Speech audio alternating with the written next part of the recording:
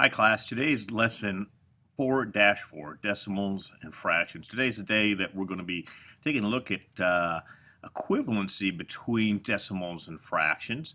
Let's write down the purpose. Well, today's purpose is to convert between decimals and fractions. There's advantages to decimals, there's advantages to fractions. We need to be able to work between the two types of numbers. Let's take a look at our first vocabulary term. I want you to go ahead and turn to the back of your composition books to write down the three terms and their definitions. The first term is mixed number. Mixed number, simply stated, is a number that contains both a whole number and a fraction. If you look at these two examples here, we have a whole number, 1, and then a fraction, 2/5, 1 and 2/5. Here we have 4 and 4/7. These are termed as mixed numbers. Terminating decimal. Terminating decimal is a number that has a finite number of decimal places. In other words, it has a stopping point. Here we have 1 and 25/100. There are no more decimal places after this other than placing zeros after there, but that does nothing. It doesn't change the value. So we have 1 and 25/100. Here we have a terminating value as well. It's not something that we necessarily recognize as a common decimal, yet it has a stopping point. This is 5,645 100,000ths. Next, we look at a repeating decimal. A repeating decimal is a number that has one or more of its decimal digits repeat. It's noted with a line above the repeating numbers. In other words, here we have 6.333333333. It equals, and it's noted by 6.3 with a line over it, indicating that the 3 is a number that repeats. Here we have another number. Here we have 31.125125. There should be no space there, 125.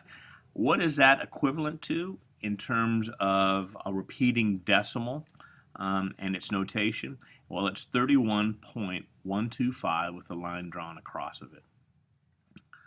Actually, this is a more accurate representation of the number than this is. Okay. Let's go to the first example. Here it says writing decimals as fractions or mixed numbers. Write each decimal as a fraction or a mixed number. Here we have A, which is 23/100. They want us to write it as a fraction, but first of all, I'm going to show you this as a, excuse me, as a part of a hundredths grid. What does 23/100 look like? Oops, that's a little too big. Let me rewind that just a bit. Let me see if this works. 2300. I'm having some issues here. Let's go make sure. There we go. I think we'll be good to go now. So that's 10, 20, and now we want 23. So 23/100. If I could just tap my my toolbar here, I'm going to get 3 here. So that is 23/100 of a hundredths grid. Well, that can be changed into a fraction as well. And if we think about the decimal 23/100, we can think about the fraction as well, because 23/100 means we have 23 as a numerator. Hundredths means we have 100 as a denominator. So here we have 23/100 a decimal equal to 23 out of 100, or 23/100 the fraction. We say both the same. 23/100 over here, 23/100 over here. By the way, you don't have to copy this hundredths grid. Let's go ahead and take another look at another example. Another decimal. Oops, I skipped over one. Here we have 1 and 7/10, and we're charged with going ahead and writing a fraction or a mixed number for this. Now, we can deal with the 1 quite easily. The 1 here means a whole. That means one whole hundredths grid. So I'm going to go ahead and shade in, not very well, mind you, this entire hundredths grid, which represents the 1 of the 1 and 7/10. That represents that right there. Next, I have the 7 to worry about. Actually, the 7/10. And what I'll do there is I'm just going to shade in 7 of these. Or I should say 70 hundredths. 7/10 is the same as 70 hundredths, so 7 of these columns. There's 3. There's 4 hundredths. I'm sorry, 4/10. There's 5/10, 6/10, and now we have 7/10. So that's 1 and 7/10. How do we write that as a mixed number? It's going to be a mixed number because we have a whole number and a decimal here. So we're going to have a whole number and a fraction. The whole number will remain as 1. 1 and 7/10 looks like 1 and 7 over 10. 1, and then 7 out of 10 columns. 1 and 7/10. Next, we'll go to the second example. This is actually doing the reverse. It says write each fraction or mixed number as a decimal. The thing about going in the reverse from fraction to decimal is it's pretty darn easy as well, because we look at this, which is the fraction bar, and we know that the fraction bar indicates division. This is just a tiny division problem. This is actually 3 divided by 4. So I'm going to write down 3 divided by 4. And when I divide 3 by 4, now that we know how to do decimals, I'm going to put the decimal right up on top here. There's a 0. 4 doesn't go into 3. Bring down the 0. I already put the decimal point up there. Does 4 go into 30? Yep, it goes about 7 times. That's 28. I have a remainder of a 2, but I'm going to bring down another 0. That's 20. 4 goes into 25 times. 5 times 4 is 20. You subtract. There's nothing left.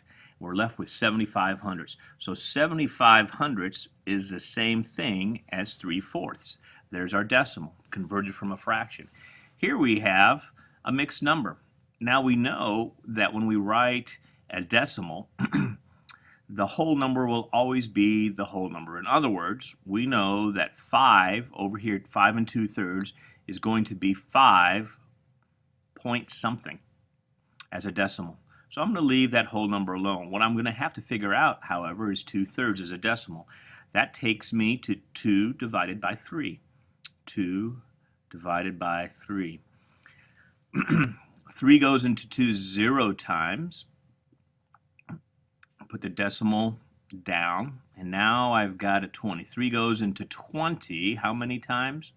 Well, put my decimal up in the quotient. It goes in 6 times, and that would become 18. 6 times 3 is 18. Again, I have to bring down another 0 to the remainder of 2, and you can see that it's starting to become 0.66666666. So we have 5.666, etc., etc., etc. So how do we actually write that down? Well, we write that as a repeating decimal with a 6 and a line over it. And there's our answer. Now, what I do want you to copy down as well is this particular table. These are common fractions and equivalent decimals. These are things that you should be able to memorize. For example, 1/2 and 5/10, same thing. Right? 2/10 is 1/5, 25 hundredths, 1/4. Please copy this table down. Lastly, we're going to go ahead and compare and order these fractions and decimals. In order to compare and order these numbers that are, we have 2 decimals and a fraction, we're going to have to convert them into all fractions, or excuse me, all decimals. What we're going to do is I'm going to go ahead, since we have 2 decimals already, I'm going to convert this into a decimal. And how do we do that? It's 1 divided by 5. That's just a mini division problem, is that fraction. So 5 goes into 1 0 times. We put the decimal point in line with the decimal in the dividend. We subtract here, bring down the 0. 5 goes into 10. 2 times 5 is 10. No remainder. So we have 2/10 5/10, and 37/100. So what I'm going to do here is I'm just going to add a 0 to the end of the 5 because a 0 doesn't change the value of that decimal. And I'm going to add a 0 to the end of the 2/10, and then I'm going to look at 37 hundredths and look at all of these, compare them, and I can see that the least is 20 hundredths or 2/10. So now I'm going to go ahead and take away that 0. The next one is 37 hundredths. And then the last one is the 50 hundredths, or I'm going to translate that into the original, which is 5/10. So this is the order from least to greatest. That leads you to your problem solving with these 4 problems. Here we have 3 problems which need to be converted into decimals. 1 and 3 need to be converted into decimal. Number 2 into a fraction or mixed number.